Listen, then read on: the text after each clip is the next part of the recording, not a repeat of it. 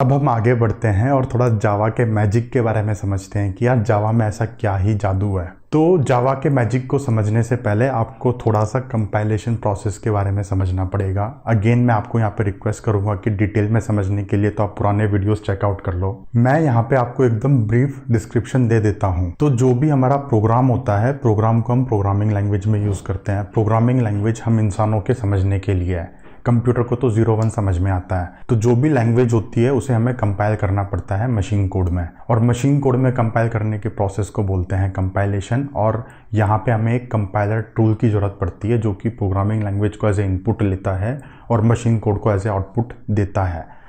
तो अलग अलग हार्डवेयर के लिए आपको अलग अलग कंपाइलर्स लिखने पड़ते हैं। यहाँ तक कि अगर कहानी साफ है तो जावा का जो कोड है उसको हम एक ही बार में लिखते हैं, एक ही बार में कंपाइल करते हैं और वो अलग अलग हार्डवेयर पर रन हो जाता है। कैसे रन होता है? जावा का जो कोड होता है, जावा के कोड को हम डायरेक्टली मशीन कोड में कंपाइल नहीं करते।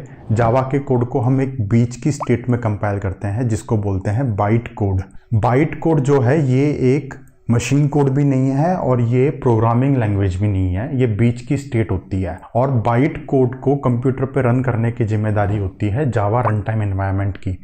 अब जावा रन टाइम एनवायरनमेंट क्या है, कैसे काम करता है, ये तो अगले वीडियो में पता चलेगा। बट फिलहाल के लिए कंसेप्चुअली आप ये समझो कि एक ऐसा एनवायरनमेंट होता है, एक ऐसा सॉफ्टवेयर होता है जो जावा के बाइट कोड को लेता है और उसको मशीन पे एग्जीक्यूट करता है। तो यहाँ पे हमने जावा का प्रोग्राम लिखा। सबसे पहले प्रोग्राम लिखने के बाद हमने उसको एक ही बार में कंपाइल करा। हमें यहाँ पे एक ही कंपाइलर की नीड है। उस कंपाइलर ने उस जावा के प्रोग्राम को लेके बाइट कोड में कन्वर्ट कर दिया। यहाँ तक आते आते हमारे डेवलपर्स का काम खत्म हो जाता है।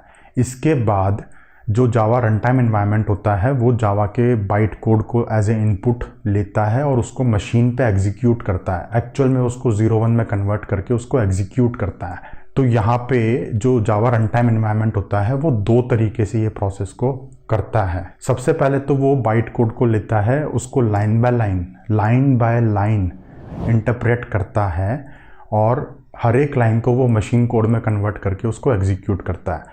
इस प्रोसेस को बोलते हैं इंटरप्रेटेशन।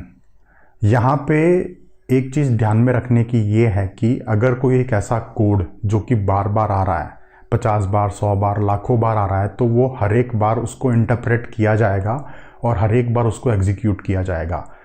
तो जो इंटरप्रिटेशन होती है जनरली ये माना जाता है कि एक स्लो प्रोसेस है कंपेयर टू कि आप डायरेक्टली उसको मशीन कोड में बदल दो। तो जावा के जो डेवलपर्स थे जिन्होंने जावा बनाई थी उन्होंने भी इसके बारे में सोचा कि हाँ यार ये तो स्लो प्रोसेस है। तो उन्होंने एक ऐसी चीज़ को इन्वेंट किया गया जो कि आपके इंटरव्यूज़ में भी बहुत पूछी जाती है। उन्होंने यहाँ पे इंटरप्रिटेशन के अलावा एक सेकंड प्रोसेस को इन्वेंट किया जिसको बोलते हैं just in time compilation. Just in time compilation का मतलब ये है कि एक ऐसा कोड जो कि बहुत बार आ रहा है आपके प्रोग्राम में, उस कोड को वो पहले से ही मशीन कोड में कन्वर्ट करके रख लेगा, फिर वो मशीन कोड को डायरेक्टली उसको एग्जीक्यूट कर देगा। तो आपको यहाँ पे बार बार इंटरप्रेट करने की ज़रूरत नहीं है, आप यहाँ पे एक ही बार कंपाइल करके रख लो और एग्जीक्यूट कर दो। तो इतना दिमाग आपके जावा रन टाइम एनवायरनमेंट में होता है। हमें यहाँ पे दिमाग लगाने की ज़रूरत नहीं है। हमने तो बस प्रोग्राम लिखा, प्रोग्राम लिखने के बाद हमने बाइट कोड में कन्वर्ट कर दिया। उसके आगे की हेडेक या तो उसको इंटरप्रेट करो या फिर उसको जस्ट इन टाइम कंपाइल करो, ये हेडेक होती है जावा रन टाइम एनवायरनमेंट की। और इस वजह से जो जावा लैंग्वेज है वो बहुत ही हाई परफॉर्मेंस लैंग्वेज है। ऐसा नहीं है कि यार जावा लैंग्वेज बाकी लैंग्वेजेस से स्लो है। बहुत सारे प्रोग्राम्स ऐसे हैं जो कि जावा में बहुत ही फास्ट तरीके से एग्जीक्यूट होंगे कंपेयर टू इवन C++। तो आपके दिमाग में अगर ये मिसकंसेप्शन है या फिर अगर आपको इंटरव्यू में क्वेश्चन पूछा जाता है, आपको थोड़ा सा डाउट में डाला जाता है, तो आप एकदम अपने माइंड में क्लैरिटी रखना, जावा कोई स्लो लैंग्वेज नहीं है। जावा बहुत ही फास्ट लैंग्वेज है और ये सारा का सारा काम जो यहाँ पे हो रहा है, आप इस पिक्चर को एक बार अपने दिमाग में अच्छे से चिपका लो। इस पे बहुत ज़्यादा क्वेश्चंस पूछे जाते हैं इंटरव्यू में। कंसेप्चुअली होता क्या है कि हमें यहाँ पे प्रोग्राम है, प्रोग्राम को हमने बाइट कोड में कन्वर्ट करा। बाइट कोड में कन्वर्ट करने के बाद प्रोग्राम को या तो इंटरप्रेट किया जाएगा या फिर जस्ट इन टाइम कंपाइल करके उसको मशीन कोड में कन्वर्ट करके उसको एग्जीक्यूट किया जाएगा।